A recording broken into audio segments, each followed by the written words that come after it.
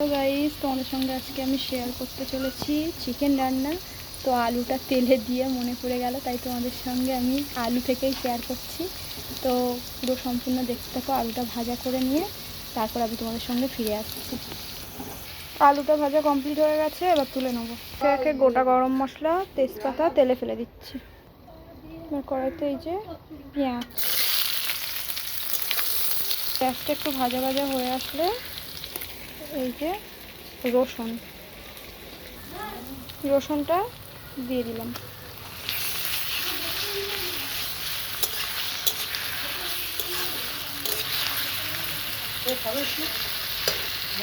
দিয়ে টমেটোটা এবার দিয়ে দেবো। টমেটো দেওয়া হয়ে গেলে একটু নুন দেবে, যে টমেটোটা গলে যাবে। ঠিক যখন হয়ে আসবে তখন তুমি আস্তে আস্তে এবার টক দইটা দিয়ে দেবে।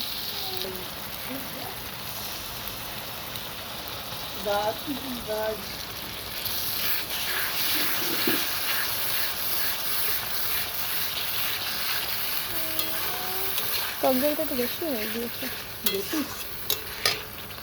এবার মাংসটা ঢেলে দিচ্ছি।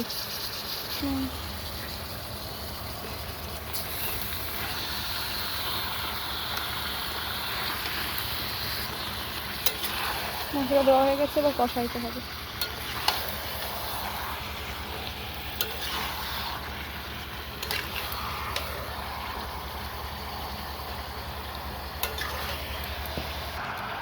এবারে আদাটা দিয়ে দেবো, কেননা আমি আদা কষানোর সময় দিই।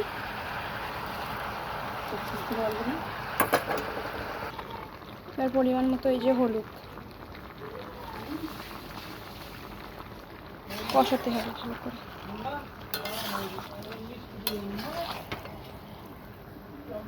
আমি ভালো করে কষিয়ে আবার ফিরে আসছি। এবারে মিট মশলাটা দিয়ে কষিয়ে নিয়ে ফিরে আসছি। মিট মশলা দেওয়ার পরে এইরকম ঠিক রেজাল্টটা হচ্ছে। এবারে ঢাকা দিয়ে দেবো। ঢাকা দিয়ে ভালো করে কষিয়ে নিয়ে আর ফিরে আসছি। আলুগুলো দিয়ে দিতে হবে। এবার মাংসের ঢাকা খুলে আলুগুলো দিয়ে দিচ্ছি।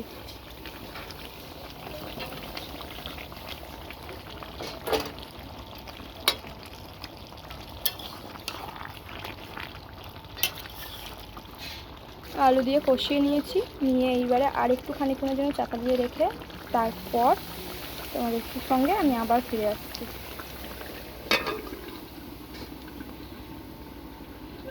এবারে লঙ্কা গুঁড়োটা দিয়ে দেবো। যে যেমন পরিমাণে ঝাল খেতে পছন্দ করো সে তেমনই ঠিক দেবে। আমরা একটু ঝাল কমই খাই আমাদের, কারণ ঘরে বাচ্চা আছে, তাই এই যে ঝাল লঙ্কাটা এই দিয়ে দিলাম। লঙ্কাটা দিয়ে আবার নাড়াচাড়া করে, লঙ্কা দেওয়ার পরে ফাইনাল রেজাল্ট, তারপর আমি জল দিয়ে দিচ্ছি। মাংসটা জল দেওয়া হয়ে গেছে, এবার ফুটুক, তারপর তোমাদের সঙ্গে আমি আবার দেখাচ্ছি। এবারে জিরের গুঁড়োটা দিয়ে দিতে হবে।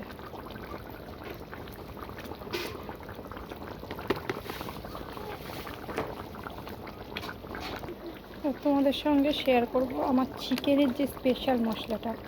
এই যে স্পেশাল মশলা হচ্ছে শাহি গরম মশলা।